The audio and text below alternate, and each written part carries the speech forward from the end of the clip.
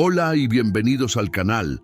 Hoy les traigo historias de terror tan aterradoras que les pondrán los pelos de punta. Prepárense, porque cada historia los dejará sin aliento.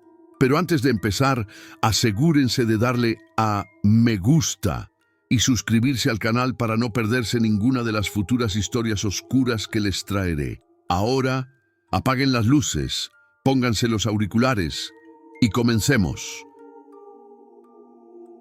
El rostro de Daniel era un mapa de las carreteras que recorría de noche, surcado por las líneas de una fatiga tan profunda que se había convertido en parte de su identidad. A sus 40 y tantos, era un espectro atrapado en el purgatorio de las madrugadas de Los Ángeles, pilotando su Ford Crown Victoria amarillo como si fuera un barco fantasma.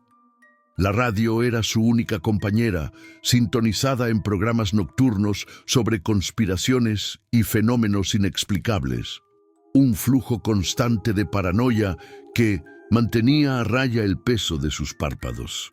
Su taxi no era solo un vehículo, era una celda de aislamiento en movimiento, un confesionario anónimo donde las historias de sus pasajeros borrachos o solitarios entraban por un oído y salían por el otro, sin dejar rastro. Era su fortaleza y, a la vez, su prisión, un microcosmos con olor a café rancio y a la desesperanza del amanecer. La ciudad de Los Ángeles se desplegaba ante él como una bestia dormida, un océano de luces parpadeantes que prometía todo, pero no entregaba nada. Para Daniel no había glamour en Hollywood, ni sueños en Beverly Hills. Solo existía el zumbido interminable de las autopistas vacías y el silencio opresivo de los barrios suburbanos a las 3 de la mañana. Su vida se había reducido a este ciclo monótono y autoimpuesto, conducir hasta que los primeros rayos de sol teñían el cielo de un gris enfermizo, y luego regresar a un apartamento solitario en un rincón olvidado de la ciudad.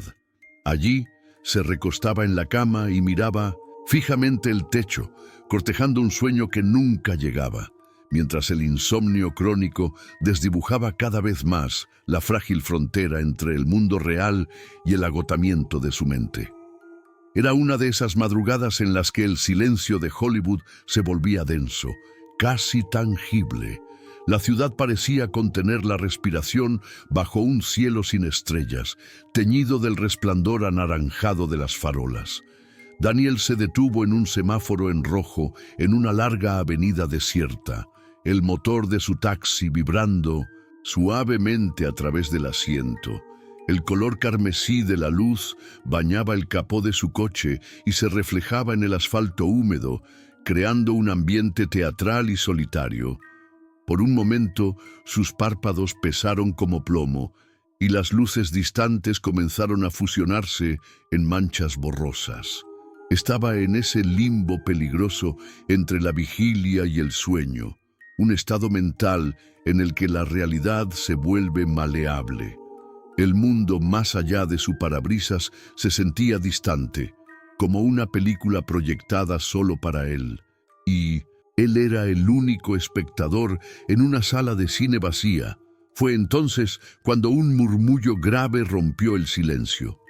Un sedán negro, un Ford Crown Victoria antiguo, la versión civil de su propio vehículo, se detuvo a su lado con una suavidad fantasmal. Daniel giró la cabeza por puro instinto, con la lentitud de un hombre moviéndose bajo el agua. Su corazón se detuvo. Al volante del otro coche había un hombre que era su réplica exacta. La misma mandíbula sin afeitar, la misma chaqueta gastada, la misma postura encorvada sobre el volante. Por un instante eterno, los ojos del doble se encontraron con los suyos y una leve sonrisa, inquietante y llena de secretos, se dibujó en su rostro. Cuando el semáforo cambió a verde, el sedán negro aceleró con una rapidez silenciosa y desapareció en la oscuridad. Daniel parpadeó, atribuyendo la visión a un cerebro frito por la falta de sueño. Era solo un fantasma de la fatiga. Tenía que serlo. La fatiga ya no era una excusa suficiente. El sedán negro comenzó a manifestarse en los bordes de su vida, una aberración silenciosa en el paisaje urbano de Los Ángeles.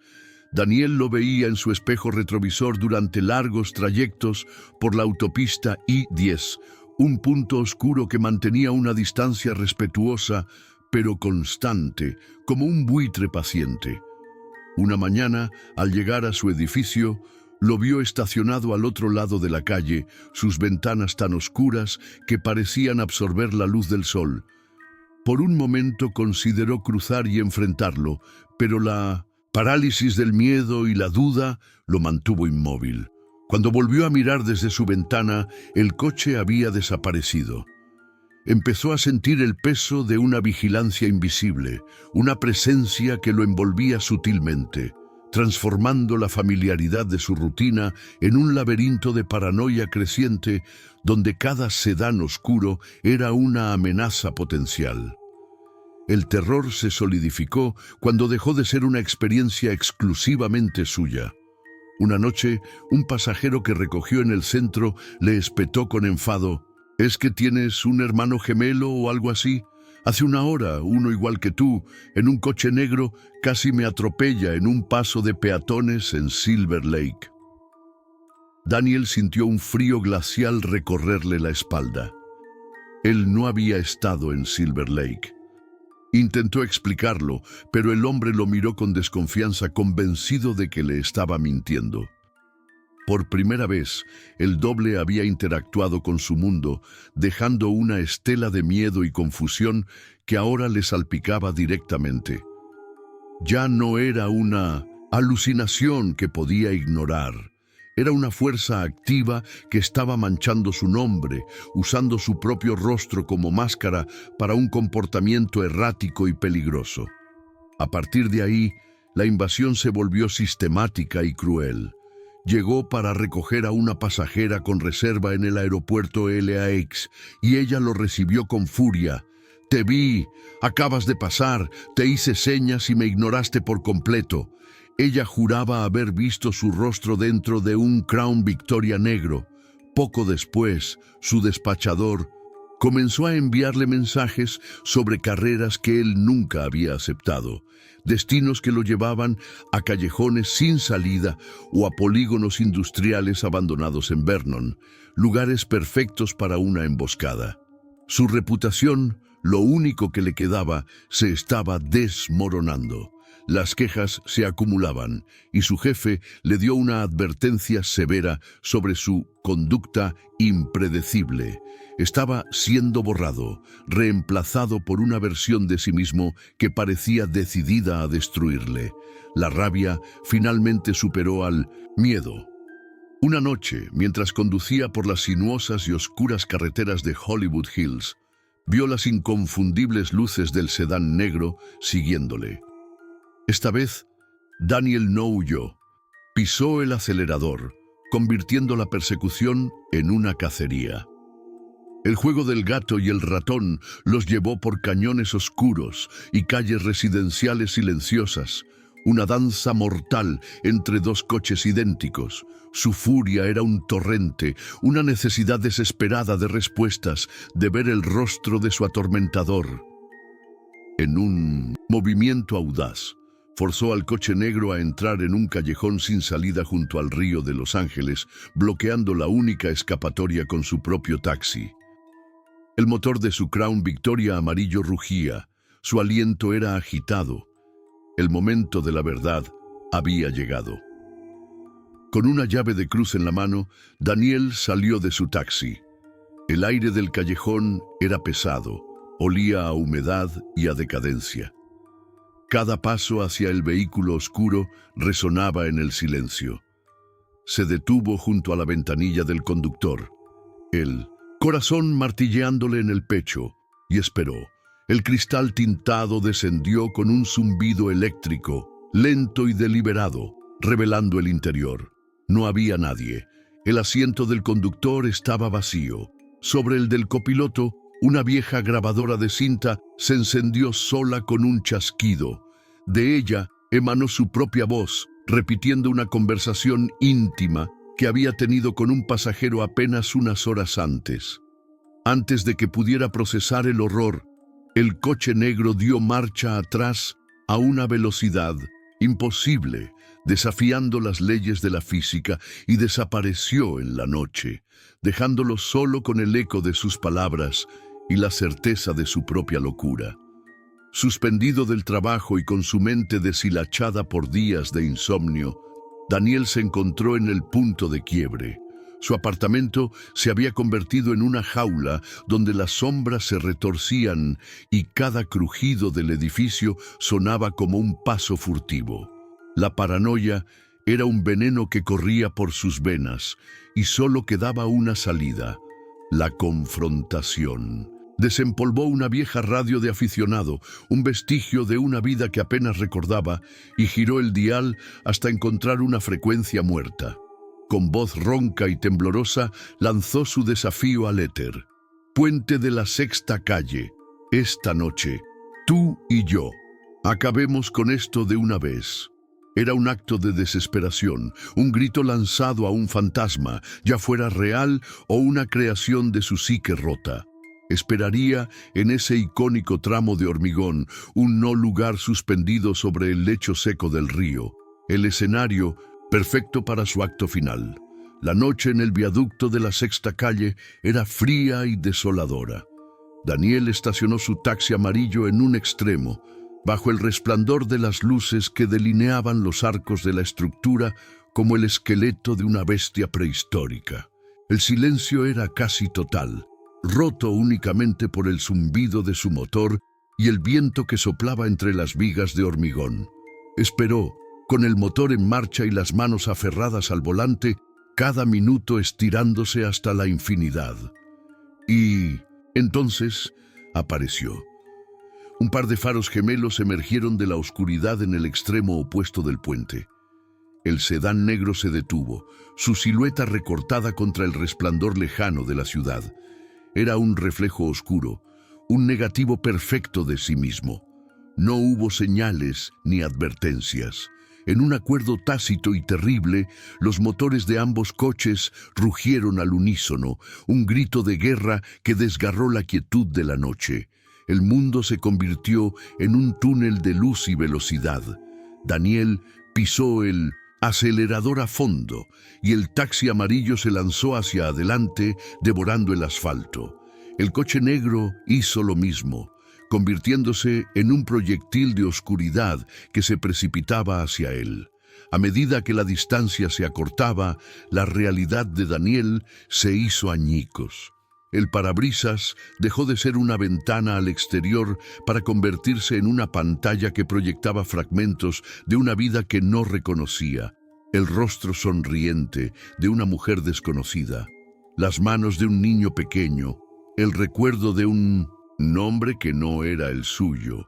La figura al volante del otro coche ya no era su doble, era una sombra, un vacío con forma humana. El chirrido de los neumáticos y el rugido de los motores se fundieron en un único sonido ensordecedor. Justo antes del impacto, una extraña calma lo invadió. Cerró los ojos, no con miedo, sino con resignación. El sol de la mañana arrojaba una luz cruda y sin piedad sobre los restos.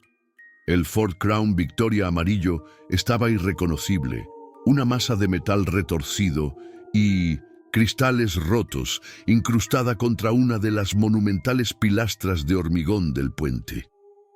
No había rastro de otro vehículo, ni marcas de derrape que sugirieran una colisión con algo más. Un oficial de policía veterano, con el rostro marcado por el cansancio, observaba la escena mientras bebía un café de una taza de cartón. Las cámaras de tráfico lo confirman, le dijo a su compañero más joven. No había nadie más en el puente. Se detuvo en un extremo, esperó unos minutos y luego simplemente aceleró en línea recta contra el pilar. Es un caso cerrado, chico, trágico pero cerrado. El misterio del sedán negro quedaba así resuelto por la lógica fría de una investigación policial. Había sido el producto final de una mente que se había precipitado al abismo. El oficial más joven asintió, pero algo en su expresión denotaba confusión. Se agachó junto a las pruebas recogidas del interior del taxi, entre las que se encontraba la cartera del conductor. Sacó la licencia de conducir y la examinó bajo la luz del sol. La fotografía era, sin duda, la del hombre que habían sacado de entre los hierros. «Aquí es donde se pone raro, sargento», dijo, frunciendo el ceño. «El registro de este taxi pertenece a un tal Daniel Miller. Llevaba años en la compañía». Hizo una pausa y le dio la vuelta a la licencia para que su superior la viera. «Pero esta identificación, el rostro es el suyo, pero el nombre es Mark Bishop». Busqué el nombre en el sistema. Mark Bishop, un agente inmobiliario de Phoenix, Arizona. Fue reportado como desaparecido hace poco más de un año. Las carreteras se vuelven solitarias por la noche y a veces la figura que ves en el espejo retrovisor es la que más deberías temer. Si te atreves a seguir explorando estas sombras, deja un like para que esta historia no se pierda en la oscuridad y suscríbete para que no te pierdas tú. Fausto, a sus 50 años, era un hombre que se aferraba al volante de su Seat Toledo como un náufrago a una balsa. Las calles de Madrid, desde la opulencia del barrio de Salamanca hasta las sombras de Lavapiés, no eran para él un mapa de la ciudad, sino un laberinto para escapar de sí mismo. Su taxi era un santuario de sobriedad forzada, un espacio meticulosamente ordenado que olía a pino barato en un intento de purificar un aire viciado por los fantasmas del alcohol. En el salpicadero, un pequeño calendario marcaba con cruces temblorosas cada día de victoria contra la botella, mientras que de los altavoces fluía la voz monótona de un audiolibro de autoayuda. Cada carrera, cada pasajero, era solo un ruido de fondo, una distracción necesaria para silenciar el susurro persistente de la tentación que había destrozado su vida, su familia y su carrera años atrás. La soledad era su copiloto constante, una presencia densa y fría que ocupaba el asiento vacío a su lado. Conducir de noche era su penitencia y su rutina de supervivencia, un ritual para mantenerse en movimiento y no permitir que su mente se detuviera en los lugares oscuros donde habitaba el deseo. Conocía cada rincón de Madrid, pero evitaba las calles que albergaban los bares de su pasado como si fueran zonas radiactivas. Su existencia se había reducido a este ciclo: conducir, escuchar mensajes positivos, marcar otro día en el calendario y regresar al amanecer a un apartamento vacío que solo servía para recordarle todo lo que había perdido. Buscaba redención en la monotonía, una pequeña señal de perdón que, noche tras noche, la indiferente ciudad parecía negarle, dejándolo a solas con su arrepentimiento y su frágil voluntad. La lluvia caía sobre Madrid con una insistencia melancólica, convirtiendo las calles en ríos de asfalto negro y reflejos temblorosos. Los limpiaparabrisas del taxi de Fausto barrían el agua en un ritmo hipnótico y cansado, el único sonido que rompía el silencio dentro del coche. Era una de esas noches en las que la soledad se sentía más afilada y la tentación de buscar refugio en el fondo de una botella se convertía en un dolor físico. Mientras atravesaba una callejuela desierta cerca de la Plaza de España, sus pensamientos se desviaron hacia su pasado, un territorio peligroso que intentaba evitar. El resplandor de los antiguos faroles se filtraba a través del parabrisas mojado, distorsionando el mundo exterior hasta convertirlo en un borrón de acuarela, un paisaje tan desdibujado y confuso como su propia vida. Fue entonces cuando una figura oscura se lanzó a la carretera. Fausto pisó el freno instintivamente y el taxi derrapó sobre los adoquines mojados con un chirrido que le erizó la piel. Sus faros iluminaron a un perro enorme, de pelaje negro y enmarañado, probablemente una mezcla de mastín. El animal no se movió, simplemente lo observó, inmóvil a pesar de una pata delantera que sostenía torpemente en el aire, claramente herida. En sus ojos oscuros, Fausto no vio miedo, sino una calma antigua y profunda. Vio a otra criatura abandonada y rota por la vida, un reflejo de sí mismo en medio de la tormenta. Movido por un impulso de compasión que no había sentido en años, bajó del coche y con sorprendente docilidad por parte del animal, lo subió al asiento trasero. Mientras reanudaba la marcha, lo llamó Sombra. La herida de Sombra sanó con una rapidez casi antinatural y con ella su rol dentro del taxi cambió. Dejó el asiento trasero para instalarse en el del copiloto, erguido y vigilante como una gárgola de piedra. Su silencio era la característica más perturbadora. No ladraba, no gemía. Su única comunicación era una respiración pesada y el movimiento de sus ojos oscuros e inteligentes que seguían cada acción de Fausto. Los pasajeros reaccionaban de formas opuestas. Algunos admiraban su porte noble y tranquilo, mientras que otros se encogían visiblemente, pidiendo que el animal viajara atrás, admitiendo sentir un escalofrío inexplicable en su presencia. El taxi, que antes era el refugio solitario de Fausto, se había convertido en un espacio claustrofóbico de observación constante, donde se sentía permanentemente juzgado por la criatura que había rescatado. Pronto, el universo pareció empezar a conspirar con el perro. Las coincidencias macabras se volvieron frecuentes. Un pasajero grosero que se quejó del olor del animal y le dio una patada al asiento, sufrió una aparatosa caída al bajar del coche, tropezando en una acera perfectamente plana. El GPS en varias ocasiones se desvió de su ruta sin motivo, llevándolo directamente frente al bar donde solía beber justo cuando sus antiguos compañeros de juerga salían riendo a la calle. En esos instantes, Sombra emitía un gruñido bajo, casi un ronroneo de satisfacción. Fausto comenzó a sentir que no eran casualidades, sino eventos orquestados, pequeñas torturas diseñadas para hurgar en sus heridas y recordarle el hombre que luchaba desesperadamente por dejar atrás. La influencia de Sombra se infiltró incluso en sus sueños, el último bastión de su privacidad. La pesadilla recurrente del accidente de coche que había provocado en estado de ebriedad, la que había destruido su vida, regresó con una nueva y terrorífica claridad. Pero ahora había un nuevo pasajero en sus recuerdos. En el sueño, Sombra estaba sentado en el asiento trasero, impasible, observando con sus ojos analíticos cómo Fausto perdía el control, cómo el mundo se convertía en un torbellino de cristales rotos y gritos. El perro no parecía asustado ni sorprendido.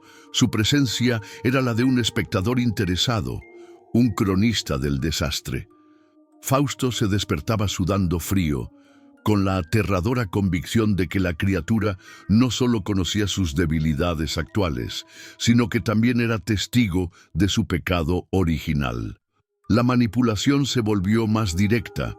Atrapado en un atasco monumental en la Castellana, Fausto sintió cómo el ansia por el alcohol lo golpeaba con la fuerza de una ola. Sus manos temblaban, su frente perlada de sudor. Sombra, que hasta entonces había permanecido inmóvil, levantó lentamente una pata y la posó sobre el brazo de Fausto. Una calma gélida e instantánea recorrió su cuerpo, aniquilando el deseo. Pero la paz fue reemplazada por una rabia fría y desconocida. Empezó a tocar el claxon con furia, a insultar a los otros conductores.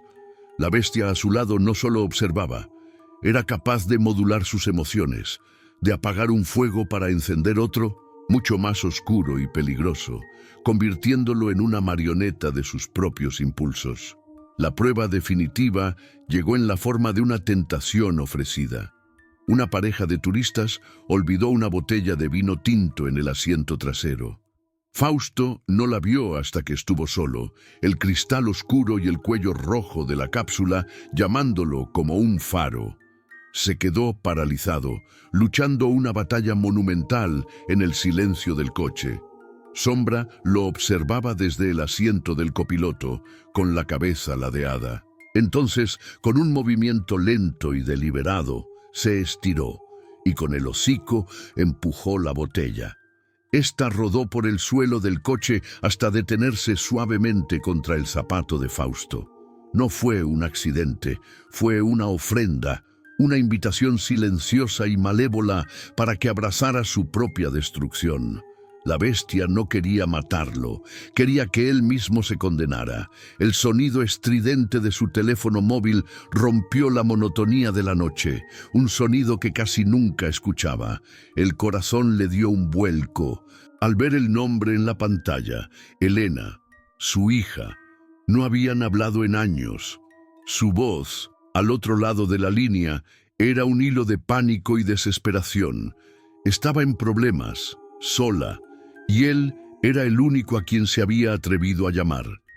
Fue la señal que Fausto había esperado en 1.000.000 de noches solitarias, una frágil, casi imposible oportunidad de redención. Le temblaban las manos mientras la recogía en una esquina oscura. El reencuentro fue torpe, cargado de años de dolor y silencio, pero era un comienzo.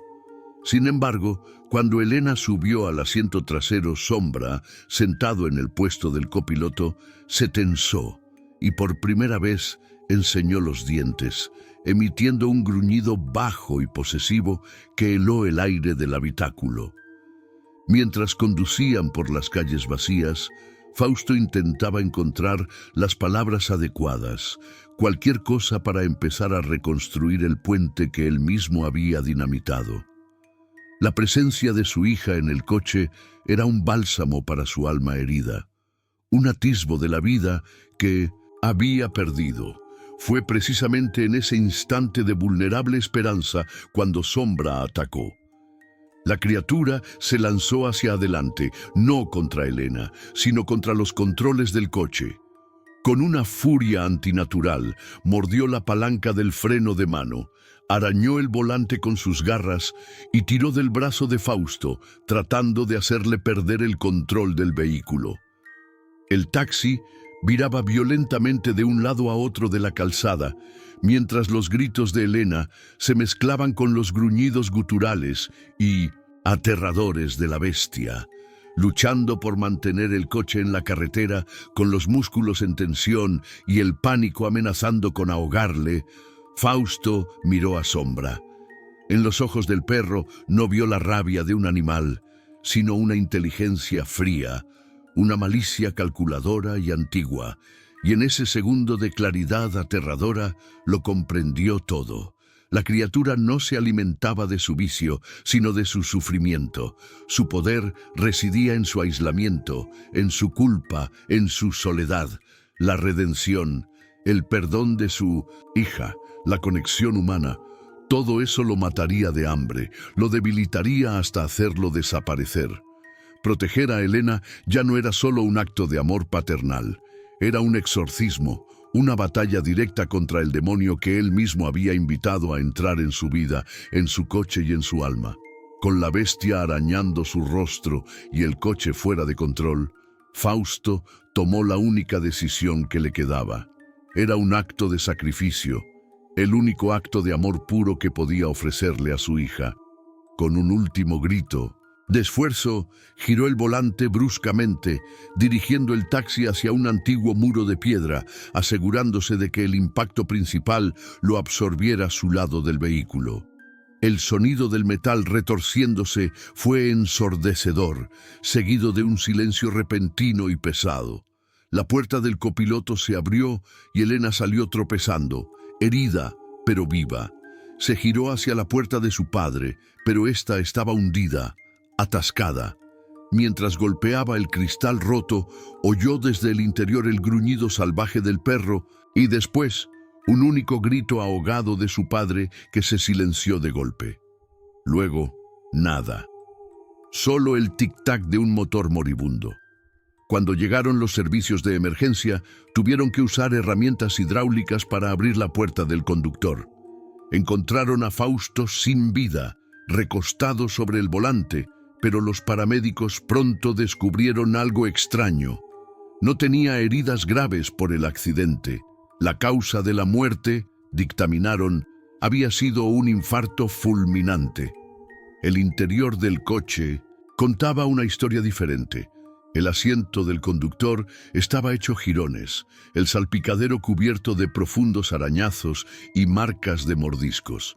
Mientras Elena, entre sollozos, intentaba explicarle a la policía lo del perro, los bomberos registraron cada centímetro del vehículo destrozado. No había rastro de sombra, ni cuerpo, ni sangre, ni un solo pelo negro. Se había desvanecido por completo, como si nunca hubiera sido nada más que una sombra proyectada por la culpa de un hombre, una que, finalmente, se lo había tragado entero. Dinos, ¿desde qué ciudad nos escuchas? Y si alguna vez la soledad te ha hecho tomar una decisión de la que te has arrepentido. Leemos vuestros testimonios en las horas más silenciosas, cuando todos los demonios están despiertos. Julián se movía por su pequeño apartamento como un fantasma en su propia vida. Los días después del hospital se habían fundido en una neblina gris, muy parecida a la perpetua bruma que se aferraba a su pueblo costero de Galicia. Expescador, había abandonado el mar años atrás tras una tragedia familiar que le arrebató a su mujer y a su hijo, y ahora el océano se lo había cobrado todo por segunda vez. La ironía era una herida abierta. Volver a conducir un taxi, ahora uno de alquiler, era un intento patético de aferrarse a una rutina que ya no tenía sentido. El coche ya no era un refugio. Era una caja de metal donde el silencio era constantemente profanado por el recuerdo del agua helada y el peso de 3 almas desaparecidas. La comunidad de Marineda lo observaba con una mezcla de lástima y sospecha. Era el hombre que el mar escupió de vuelta, una anomalía en una tierra acostumbrada a que el Atlántico nunca devolviera lo que se tragaba. Sus antiguos compañeros pescadores evitaban su mirada, como si su supervivencia fuera una especie de mal augurio. Julián sentía sus miradas como anclas, arrastrándolo hacia un fondo de culpa y confusión. Cada vez que el viento traía el olor a salitre o el rugido de las olas rompía contra los acantilados, su cuerpo se tensaba. El mar, al que una vez odió con resentimiento, se había convertido ahora en una fuente de terror activo, una entidad consciente que lo había dejado volver por una razón que él no lograba o no quería recordar. Su primer recuerdo consciente fue el blanco aséptico del techo de una habitación de hospital, el blanco de las sábanas ásperas contra su piel. Pero bajo esa calma forzada, su mente era un océano embravecido. Le llegaban fogonazos del accidente, fragmentos sensoriales que lo apuñalaban sin piedad. Los faros del taxi cortando una niebla tan densa que parecía sólida, el grito agudo de una mujer, el estruendo ensordecedor de metal retorciéndose sobre sí mismo, y luego la sensación más vívida de todas, la embestida del agua helada, la presión aplastante en sus oídos, mientras la cabina se convertía en una tumba líquida y oscura. Se despertaba con el sabor a sal en la boca y la sensación de ahogo, pero sin un hilo narrativo coherente que uniera esas imágenes. La amnesia era una pared que lo protegía del horror total, pero estaba llena de grietas. 2 agentes de la Guardia Civil le hicieron la visita oficial. Sus rostros eran impasibles, sus preguntas directas, pero en sus ojos Julián percibió la sombra de la incredulidad. Le explicaron los hechos con una frialdad protocolaria.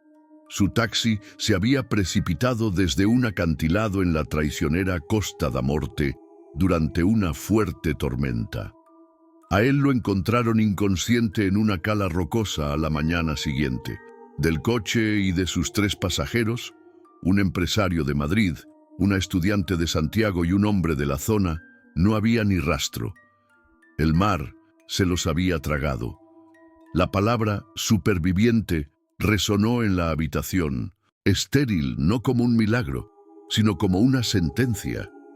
Estaba vivo, sí, pero estaba solo con las preguntas, anclado a una tragedia de la que no recordaba ser el único testigo.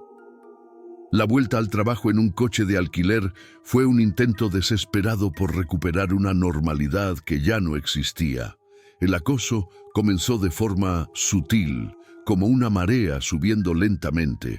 Primero fue el frío, una bolsa de aire gélido que se instalaba en el asiento trasero, tan intenso que a Julián se le erizaba la piel. Después llegó el olor, un penetrante aroma a sal y algas en descomposición que impregnaba la tapicería y que ningún ambientador podía disimular. Era el aliento del fondo del mar, un hedor que solo él parecía percibir y que se aferraba a él como una segunda piel. Conducía con las ventanillas bajadas incluso bajo la lluvia, en un vano intento de purgar el aire del coche, pero el fantasma olfativo del océano siempre regresaba, recordándole su tumba acuática. Luego, los sonidos se unieron al tormento. En las noches secas y despejadas, oía el goteo rítmico de agua en el asiento de atrás.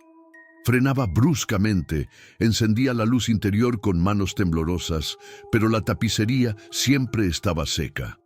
La radio, su antiguo santuario contra el silencio, se convirtió en una fuente de pavor. Entre las emisoras, el ruido blanco de la estática había sido reemplazado por un borboteo húmedo, el sonido inconfundible de burbujas de aire escapando de unos pulmones que se ahogaban. Cambiaba de dial, frenéticamente, pero el eco del ahogamiento persistía bajo la música y las voces de los locutores. El mar había encontrado la manera de susurrarle directamente al oído, recordándole la sinfonía de su catástrofe. La barrera entre la alucinación y la realidad se hizo añicos una noche mientras miraba por el espejo retrovisor. Por una fracción de segundo, el asiento trasero no estaba vacío. El rostro de uno de los pasajeros, el empresario, lo miraba fijamente. Tenía los ojos abiertos y vidriosos, como los de un pez muerto, y de su boca entreabierta y sus sienes goteaba un flujo constante de agua salada. Julián pisó el freno con tanta fuerza que el coche derrapó. Se giró, con el corazón martilleándole en la garganta, pero no había nadie. Solo el frío y el olor a sal. La visión se había desvanecido, pero la imagen quedó grabada a fuego en su retina. Ya no eran solo sensaciones. Los ahogados estaban empezando a mostrarse. La confirmación irrefutable llegó disfrazada de normalidad. Tras dejar a una pasajera en un pueblo vecino, notó que había dejado una mancha de humedad en el asiento. Al acercarse para limpiarla, se dio cuenta de que no era agua de lluvia. Era una poza perfecta de agua salada, brillando bajo la luz interior del coche. Y en su centro relucía un pequeño pendiente de plata con forma de luna, una joya que reconoció al instante de la ficha policial de las víctimas. Pertenecía a la estudiante desaparecida. Era una prueba física, un objeto del mundo de los muertos, dejado en el suyo, un mensaje imposible que confirmaba que no se estaba volviendo loco. Los fantasmas no solo lo acosaban, sino que estaban cruzando la frontera. A partir de ese momento, los espectros se volvieron más agresivos, más desesperados. Una noche, mientras conducía por una carretera solitaria, los seguros de las puertas se cerraron de golpe con un chasquido metálico, atrapándolo dentro. La radio se encendió sola, emitiendo el familiar sonido de burbujas, pero esta vez las voces eran claras, aunque distorsionadas y acuosas. «Julián», suplicó una voz femenina, Termina la carrera. Otra voz, más grave y rota, se unió. Tienes que llevarnos a casa. Comprendió con un horror paralizante que no buscaban venganza. Estaban atrapados, perdidos entre dos mundos, y su supervivencia lo había convertido en su ancla, en el único barquero que podía llevarlos a su destino final. La tortura de los susurros y las apariciones había erosionado a Julián hasta dejarlo en carne viva. Sabía que no podía seguir huyendo, que la única salida era atravesar el corazón de su pesadilla, mientras una nueva tormenta, una gemela de aquella noche fatídica, se abatía sobre la costa gallega. Tomó una decisión. No era un acto de valentía, sino de pura desesperación. Se subió al coche de alquiler y, en lugar de aceptar una carrera, encendió el taxímetro para un viaje personal y aterrador. Conduciría de nuevo por la carretera de la Costa da Morte, recreando cada parada, cada kilómetro de la ruta final. El viento aullaba como un alma en pena y la lluvia golpeaba el parabrisas con la furia de un océano enfurecido, el escenario perfecto para su confrontación con los fantasmas de su memoria. El coche se convirtió en un ferry para los muertos. Se detuvo en la solitaria parada de autobús donde había recogido a la estudiante. Esperó en silencio y la puerta trasera se abrió y cerró con un gemido, dejando entrar una ráfaga de aire helado. En el retrovisor, la silueta empapada de la chica tomó forma. Continuó, con las manos aferradas al volante, hasta la puerta del hotel donde esperaba el empresario. De nuevo, el ritual se repitió. Finalmente, en un cruce oscuro, recogió al tercer hombre. El taxi, ahora abarrotado con sus 3 pasajeros silenciosos y chorreantes, se sentía pesado, claustrofóbico. El único sonido era el de la tormenta y el goteo incesante de agua salada sobre la tapicería, una comitiva fúnebre avanzando inexorablemente hacia el precipicio. Al llegar a la curva cerrada, que precedía al acantilado, el punto exacto donde la tierra terminaba y el infierno comenzaba, el dique de su amnesia se rompió. La memoria reprimida lo inundó con una claridad brutal y violenta. No fue un simple accidente. El tercer pasajero, un hombre desesperado, había sacado un cuchillo para robarle. Se desató una lucha caótica en el espacio reducido del coche. El empresario intentó intervenir, la estudiante gritó y en el forcejeo Julián perdió el control. Recordó el volantazo, el grito del metal y la ingravidez de la caída. Su supervivencia no había sido un milagro, sino un azar cruel. Con la verdad inundando su mente, miró a sus pasajeros espectrales. Sus rostros ya no eran acusadores, sino que estaban llenos de una profunda y triste resignación. Lentamente, los 3 levantaron sus manos y señalaron al mar furioso que rugía bajo ellos. A la mañana siguiente, con el cielo gallego teñido de un gris melancólico, una patrulla de la Guardia Civil encontró el coche de alquiler. Estaba estacionado con una pulcritud inquietante en el arcén, a escasos centímetros del borde del acantilado. El motor estaba frío, pero las luces interiores aún brillaban débilmente. No había signos de violencia, ni rastro de Julián. Un agente se asomó al interior y observó algo que le heló la sangre. El taxímetro seguía encendido, su pantalla digital mostrando una cantidad fija. Era el importe exacto que habría costado la carrera de aquella noche fatal, una deuda pendiente congelada en el 1960 tiempo. El coche vacío era un monumento silencioso a una tragedia que, de alguna manera, aún no había terminado, un testimonio mudo en el fin del mundo. Desde la puerta del conductor, una única hilera de huellas marcaba la tierra húmeda. Estaban inexplicablemente mojadas, como si quien las hubiera dejado acabase de salir del océano. Los pasos, claros y decididos, se dirigían en línea recta hacia el borde del precipicio y allí, simplemente, desaparecían. Julián se había esfumado, sin dejar nada, Más que el eco de su último viaje, la cámara se aleja lentamente, ascendiendo sobre el acantilado y mostrando la inmensidad del Atlántico.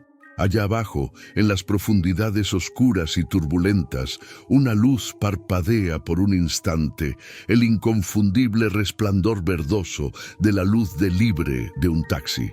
Brilla una, dos veces, y luego se apaga para siempre. Julián, por fin, había terminado la carrera. Dinos desde qué costa nos estás viendo y qué leyendas susurra el viento en tus acantilados.